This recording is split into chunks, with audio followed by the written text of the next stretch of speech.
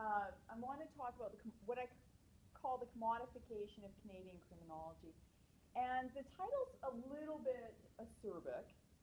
And what I hope to give you an impression of today is that I'm not as pessimistic about applied criminology programs in Canada as the critique I'm about to launch suggests.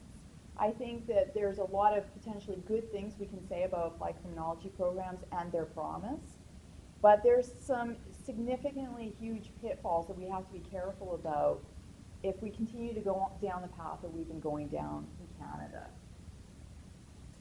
This is where I want to start. It's not entirely CSI's fault, but I still hate that stupid show. My more recent interest in revisiting the idea of applied criminology programs came from sitting in a room like this at an undergraduate meeting, and the chair of the undergraduate program said, "I have a great idea." And after I stopped shuddering, I said, "Okay, what is it?" And his great idea was that we should develop a forensic science program. Exactly. A forensic science program out of the sociology center, and it would involve me and then some of my colleague and a few other colleagues in different faculties, and we'd be able to offer this wonderful program to undergraduate students. And the best part, according to my colleague, was that they'd be able to get great, exciting jobs afterwards. At which point I had to burst his bubble just a little bit. And I said, yeah, nobody's getting a job out of that program. And you could have heard a pin drop. And he said, why not? And I said, because there's no such thing as CSIs in Canada. Those positions are filled by regular police members with years of experience. The other jobs related to forensic science come out of science-based degrees, computer sciences, and so on. They do not come out of a forensics program out of a sociology department. That pretty much killed our forensic science program at Western. And your friendship. Yeah, and the future of my tenure with the undergraduate committee. My colleague Mark Kingwell at the University of Toronto, in talking about the modern corporate university, has said that the reality is that the modern state-supported university is, by turns, a corporate-sponsored research wing, a quasi-parental holding tank for late adolescents, and a training institution for the ambitious. I kind of agree with him on this one. Where Kingwell and I disagree is with respect to this idea that this is a new thing, that this is something to do with the modern corporation that we also call the university. I'm going to argue that this notion of a training institution being a function of a university education or part of the university experience actually predates the rise of neoliberalism. This is my great, many times great-grandfather. I like to think I got the good-looking genes from the other side of the family. The original function of British universities, I'm going to focus on the British, the Anglo-American university, because that's the set of universities I know the best. And the original function of British universities was use value. It was originally intended as a training institute, if you will, for individuals that wanted to go into the church, into medicine, into the sciences, and so on. And my ancestor here, who was from the graduating class of 1701, decided to go into the ministry. Now, this idea of use value is superseded in the Victorian era within the British university system by this notion that we should attain education or require education in order to get knowledge for its own sake. And, you know, I say the Victorians and their crazy ideas about liberal education, because part of this whole movement also extended the education franchise to women. So you've got Oxford University opening its doors to women in the late 1800s in Cambridge and so on.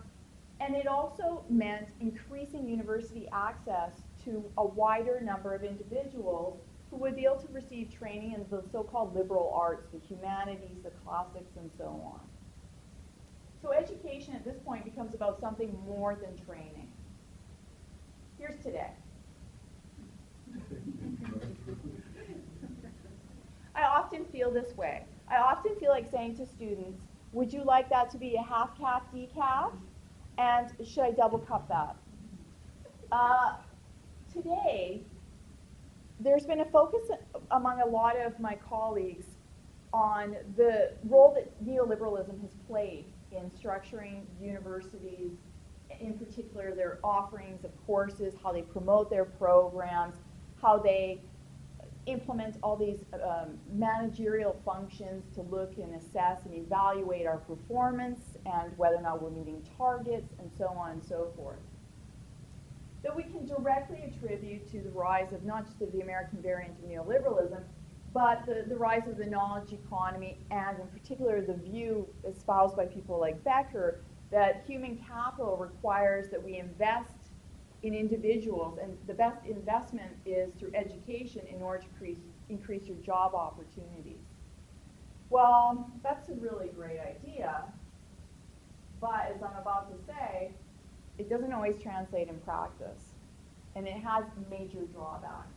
The reality is that universities face increasing numbers of pressures, and in particular, everyone seems to want to know, well, what is the use value in today's education?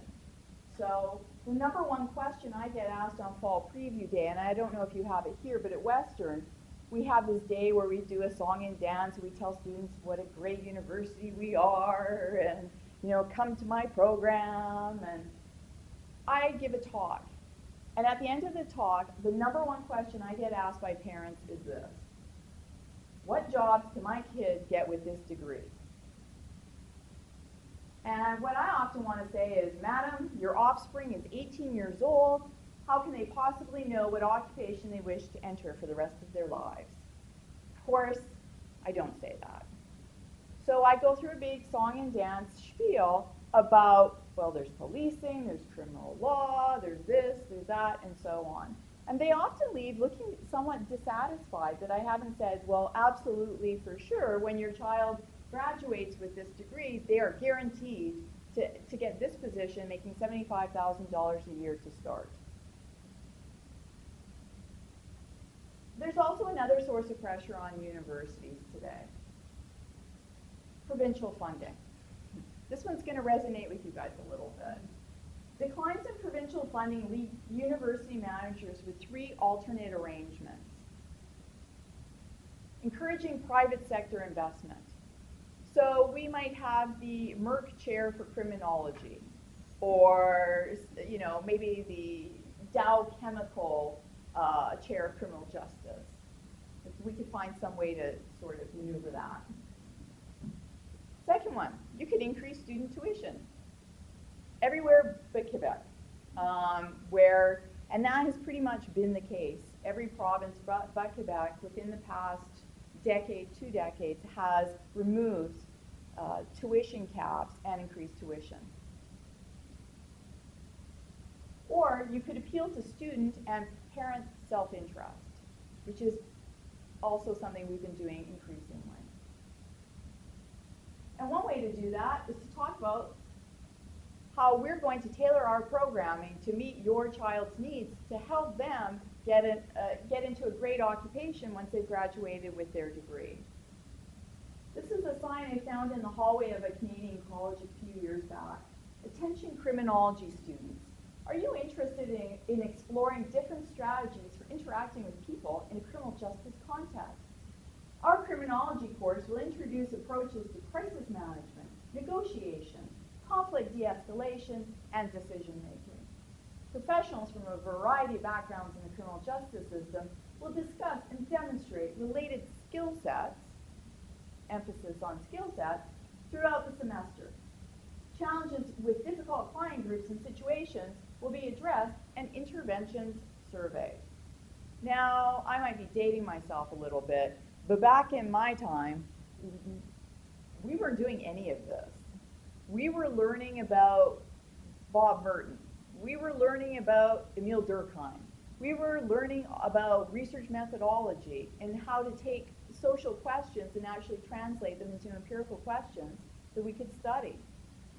I certainly wasn't worried about crisis management other than managing the crisis of whether or not I was going to get my paper in on time. Now, what's happened is, with the rise of applied criminology programs in Canada, there's become a bit of a split in some institutions, and certainly across the discipline generally, between applied criminology and academic criminology. And actually, I'm going to argue shortly that that's a false distinction. Erickson and Carrier in 1994 said that driven by practical questions, practices, and power relations of those working within the criminal law institution, applied criminology begins with questions of reform and improvement. What is faulty? How can it be corrected? How can it be made more efficient? Rather than questions arising from problems and academic puzzles derived from scholarly literature. I'm going to disagree with this.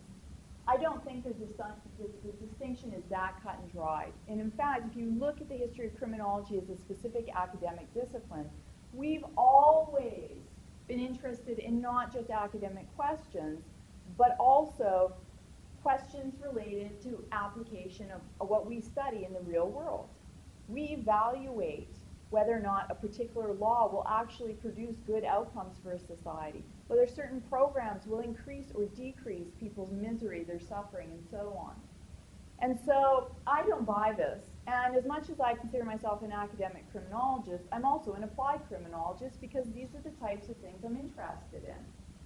I think a better way of distinguishing between applied criminology and academic criminology is not this.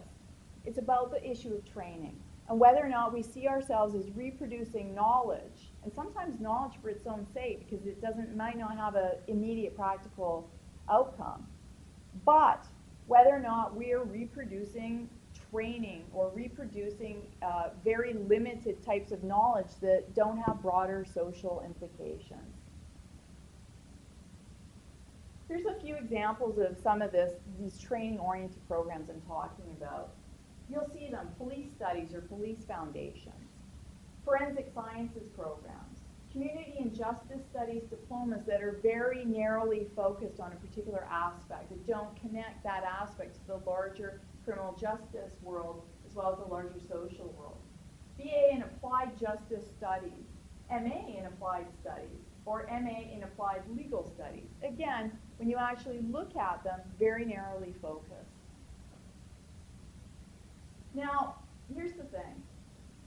One of my concerns with respect to this emphasis on training is pedagogy. When we talk about use value, are we really talking about use value, or are we talking about MIC criminology? Academic criminologists, in fact criminologists generally, are feeling pressure to teach applied criminology by students and sometimes by their departments. As I noted in the beginning, this idea of like, oh, well, let's expand the number of bums that we put in seats by offering this applied program that will make students really happy. And I know this sounds terrible to say, but let's be honest. Our purpose as an institution is not to make students happy. Otherwise, we wouldn't give them exams. Our purpose is to reproduce knowledge. And so, yeah, we're forced to grapple with these ideas of, oh, well, how do we increase enrollment? In fact, the new one isn't even increasing enrollment. How do we steal students from other institutions? And so, of course, one of the ways to do that is to increasingly try to offer courses that will address student happiness. Well, let me give you an example. I taught youth in conflict with the law, and a student said to me, why can't we learn just one theory? For the entire semester, we'll just have one theory about why young people commit crimes. That we'll do it really, really well. And my argument is because no one theory, of course, will cover every human being, every type of interaction, every type of behavior, and so on. And he wasn't happy. Why do we have to learn theory at all? Who cares about some dead guy from 1884? The world's changed a lot since then. Well, I'm aware of that, but the reason why we need to learn theory is we need to understand all these different types of ideas, which help us create a framework for seeing, evaluating, understanding, and so on behavior that we're dealing with as criminologists. Pressure can also come from external market sources to de-emphasize analytical reasoning in favor of basic training. After all, most jobs are entry level, so who needs critical thinking skills anyway? Do I really need to learn all this stuff about what's wrong with the system? I just want a job. And so why do I need to understand that if this policy gets implemented, it's going to have all these different types of implications which will feed into the system and create, for example, increased incarceration rates, or affect policing on the front line and so on. I just need to know what I need to know for my job. The reality is, because most potential employers of our students come out with, for example, a BA, a certificate, a diploma, and so on, will be starting in entry-level jobs, those employers are not going to really care if they have all this deep critical thinking, because they need them for relatively routine functions. Of course, it's also going to affect us as teachers. We're going to start to see lower course evaluation. And since course evaluations is the #1 measure of student happiness, which of course we all know is not a very good method of determining the level of satisfaction people have with a course, which sounds ironic. But we know this because here's the thing. You ask a student something of this nature. Our instructor explains, demonstrates, illustrates the subject well. By the way, this is from one of my own course evaluations. And the student wrote, "But she's not a cop," with a little down smiley face. Because this student assessed my performance based on their expectation that this would be an applied program taught by someone working directly in the field. Is that actually fair to put that set of expectations on university professors who fulfill different functions? There's another issue, and that issue is this matter of pumping them out. What do I mean by that? We tell students through a variety of different types of promotional material that they will discover a rewarding career in, and again, I got this from another sign in in this particular case, in a college hallway. Policing, community corrections, victim offender mediation programs, restorative justice programs, community crime prevention programs, and other community-based programs. And of course, there's always lots of really cool graphics that make you think that, oh, if I sign up, I'm going to be a CSI. Well, by phrasing the reward of getting a degree or a diploma and so on as being a job, or at least the potential for a job, what we do is, again, we put more expectations in the minds of students that are definitely not realistic expectations. Thus, I say we're pumping them out. If you look at the growth of criminology programs over the past 2 decades, they have mushroomed exponentially. And I'm speaking as someone that we have a burgeoning criminology program in our institution. And so I'm one of the beneficiaries of the fact that this has grown. And so I'm cognizant of that. It's grown at college level, it's grown at university levels, and it will continue to grow, apparently, from the looks of it, for a while to come. But the job market in criminal justice does not guarantee that anybody coming out with a 4-year degree is going to get a job in anything. First issue is the fact that we have a tight economy.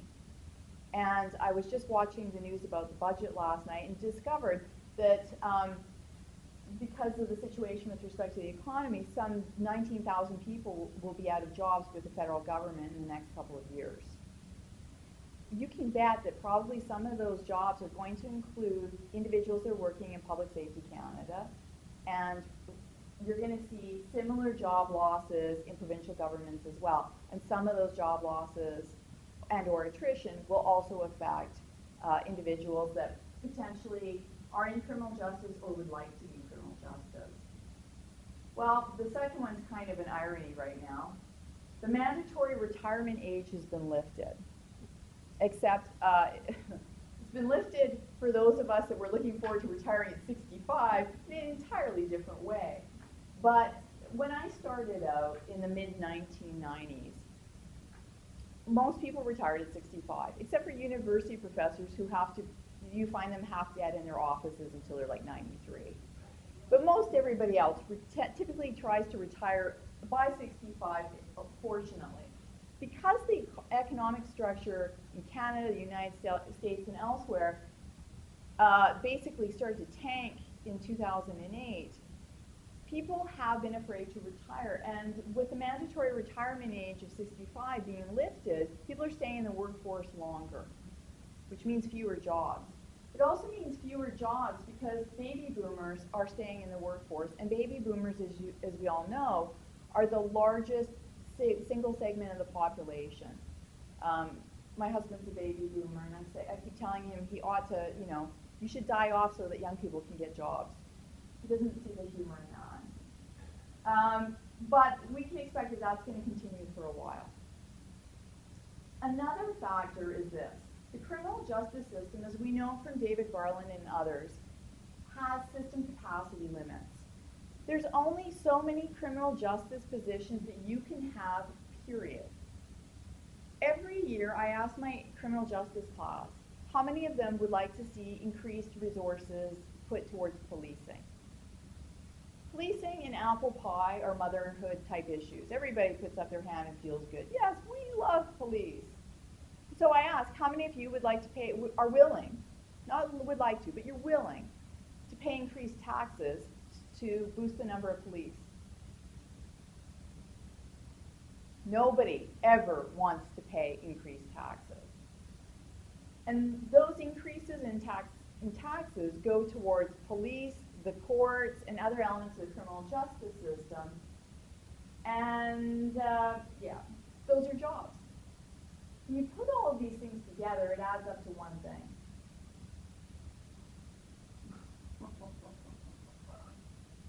Our students. The irony is, because I oftentimes feel like asking them whether or not they would like that latte to be with soy milk or rice milk, the reality is that most of our students, the good number of criminology students that come out, are not going to be working in the criminal justice field directly. They might be working in related fields to do with social work or social programs in communities, but they're not going to be working directly with the police in corrections, parole, and so on. We've all heard of the mythical PhD that's working as a Starbucks barista. Well, sad to say, but that particular stereotype is becoming increasingly true at lower levels because there's not enough jobs. Except,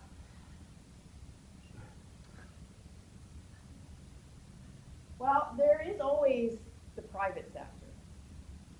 And of course, the private sector, as we know, those of us that are interested in policing issues, the private sector is always interested in hiring low-level, low-pay, low-prestige, low-opportunity jobs.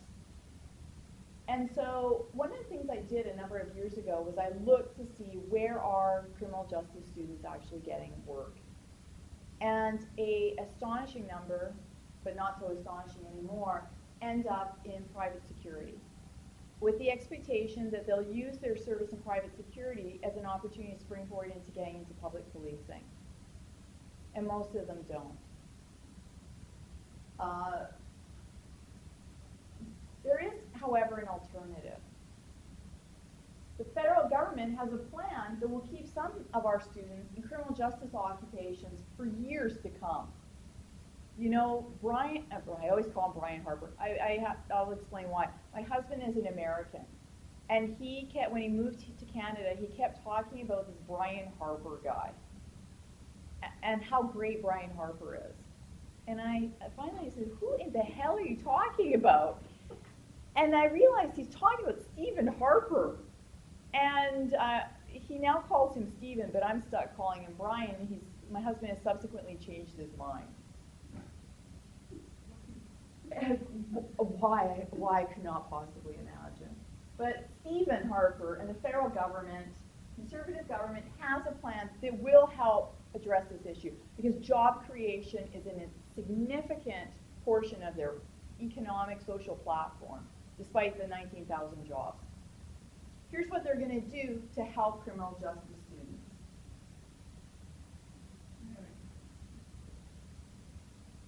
We're going to lock up more people for longer periods of time. We're going to build more prisons. We're going to staff those prisons. We're going to have to increase the number of people that are involved in essentially community forms of incarceration through parole and probation. And that will open up a few positions in criminal justice for our students. Now, as horrifying as that prospect is for most criminologists, a number of years ago, a university in Ontario, and I won't say which one, but they put together a criminology program, and in their materials for justifying the program, they actually specifically said that their program will help because it will create students that will be able to get jobs because the provincial government is building more jails and prisons. More jails, and the federal government's going to build more prisons. And they specifically tied their program to this exciting prospect in that language. And I checked a couple of years later, and they had posted this material on the internet. And a few years later, I went to look to see if it was still there, and it had mysteriously disappeared. But I have copies in my files. But yes, believe it or not, there are some universities that are actually saying that this would be a good thing. Now, oh, I'm on time. This rarely happens. What am I saying? What I'm saying is this. I'm not saying applied criminology is the devil. And I'm not saying it's not something that we ought not to consider, or at least having applied elements. Certainly, policy evaluation is an important component of what criminologists do. And it's a skill set that we should definitely transmit to our students in conjunction with critical thinking skills. What I'm concerned about is this. We need to be careful about what we promise students, either directly or implicitly, through our promotional materials. We should not be setting up false expectations that A, they will be guaranteed jobs at the end of their university career, that the jobs that they do get will pay, $80,000 a year. I often ask my students these questions, and I had about 200 students in a first-year class, and I went and did the research to see what is the starting salary of most people in criminal justice, and it's was at the time about $33,000 per year. And so I asked these students, who of course are they're hawking stuff, they're signing their soul away to get tuition so that they can stay in university, they're taking 2-3 jobs so that they can make ends meet. And I asked them, how many of you would be satisfied to start at an entry-level position for $33,000 a year? And of course, not surprisingly, the answer is no one. And they were dumbfounded at the idea that they might accrue tons and tons of student debt to end up with a very low-paying entry-level job. Most of these jobs don't even require a university education. Certainly, security guards do not require university education. We also need to be careful about how we promote our programs in terms of expectations about how the program's going to function and what types of materials we're going to deliver. If the expectation is that criminology courses will be taught by police officers or judges, then we're going to have a bit of an issue, because essentially the type of material that they would teach would, and I know this from working with police officers and judges in teaching circles, is often very useful in terms of thinking about how things go on the street or in the courtroom, but is nuded of theory, epistemology, research methodology, and understanding how these things go together, which is what I personally like to think goes into becoming a criminologist. We also need to think carefully about our curricula. In particular, making sure that we don't abandon critical thinking in favor of training. I am not suggesting that we should never have applied programs that do have a training component to it, or definitely emphasize skill sets. I don't think that that in and of itself is problematic. But I don't think that because students don't see the use value of theory, that we ought to just abandon it. And we need to think about the societal implications of our programs. Are we inadvertently or otherwise capitalizing on others' misery? And that's an important one. I think part of our role as criminologists, regardless of how we see ourselves in light of this so-called divide between applied criminology and academic criminology. I have yet to meet too many, though I know some exist, but most criminologists are concerned about the social implications of their work. Whether or not, for example, Bill C-30, is it going to get passed? This is the Internet Subscriber Data Bill that the current federal government is trying to pass. What are the implications of that? How is that going to affect people in their daily life? Well, I could make it a really boring, academic argument, completely devoid of any type of social implication. Conversely, I could also take out the broader social implications of what exactly is going on, thereby increasing not just other people's misery, but in that particular case, decreasing our enjoyment of life, our enjoyment of the internet, our enjoyment of our social world. And I think we need to think about these things. That's what my concerns are. Let's not throw the baby out with the bathwater, but let's be very careful about attending to exactly what kind of bathwater it is that we're creating. Thank you.